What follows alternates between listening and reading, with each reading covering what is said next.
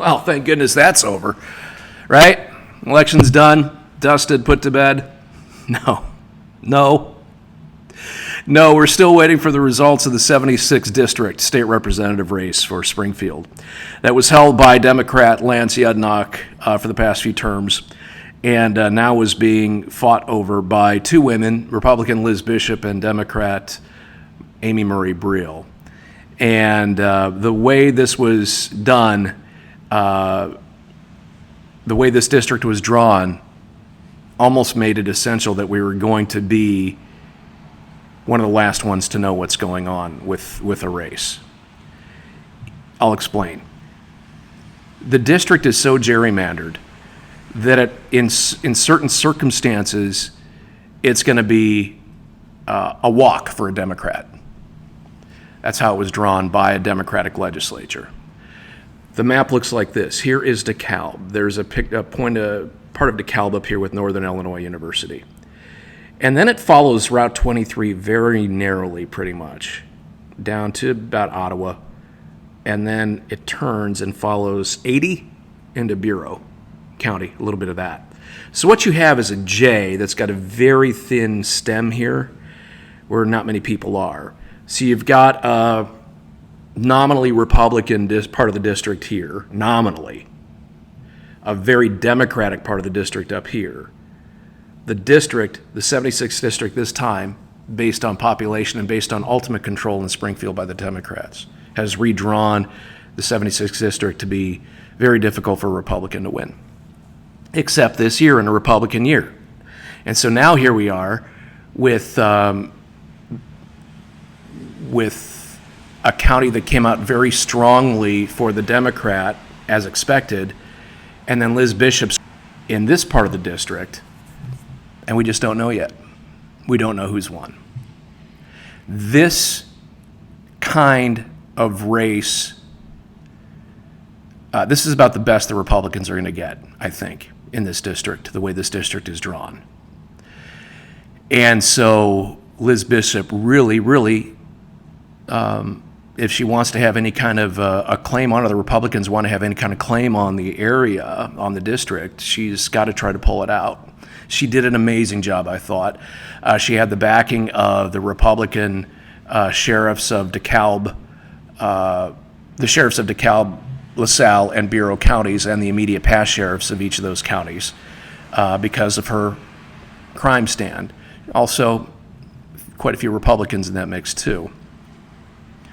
And Murray Briel focused more on the national message of autonomy for a woman's body. Both of those noble causes, right? Both of those are noble issues. But they just saw things differently, and those were the ones that they ran on. And so here we are. It looks good for Murray right now because it's awfully hard to overcome 500 votes just with mail-ins when you don't necessarily know how many are even coming back, and typically they're pulled by more Democrat than Republican, I think is the common wisdom. So it's not looking great for Liz Bishop. If it doesn't work out for her, she needs to know that she ran an excellent fight, I thought. She fought an excellent fight, and she was able to work with a coalition, a mix of a Republican Party that went from moderate, sort of where she was, to more certainly of the MAGA element, and they stood by her. The Democrats, Murray was really on point with her message, but again, it came down to having these boundaries drawn this way, and this was going to happen.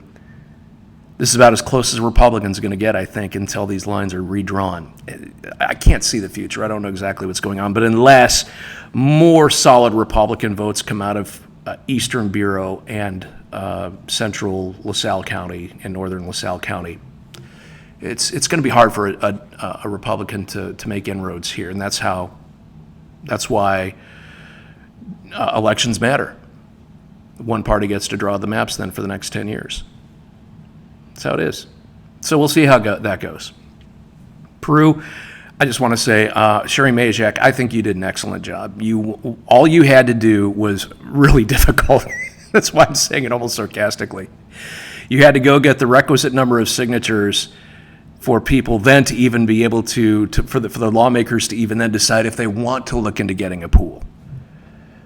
You prove the want and the desire and the need for it among the voters there, at least the perceived need of it, and you got the people lined up on it. And now you hand it off to them, which is what they wanted you to do. I think they should have done this, quite honestly. I think the politicians should have made this decision on their own instead of fudging and putting you out there to do it, or letting you go out there to do the hard work to see if it's really wanted. So now the hard work is done, and now the Peru City Council gets to kind of just decide what happens now. And that's going to be interesting, too, because we have municipal elections coming up April 1st, and that's not a joke. April Fool's Day is the next municipal election day. So take down your yard signs. Get ready for some new yard signs, because it just keeps going. Thanks for following along as we've been covering these election stories. Thanks to Kathleen Whalen for sponsoring Tom's Take, and thanks to you for listening. And I'll talk to you in the morning.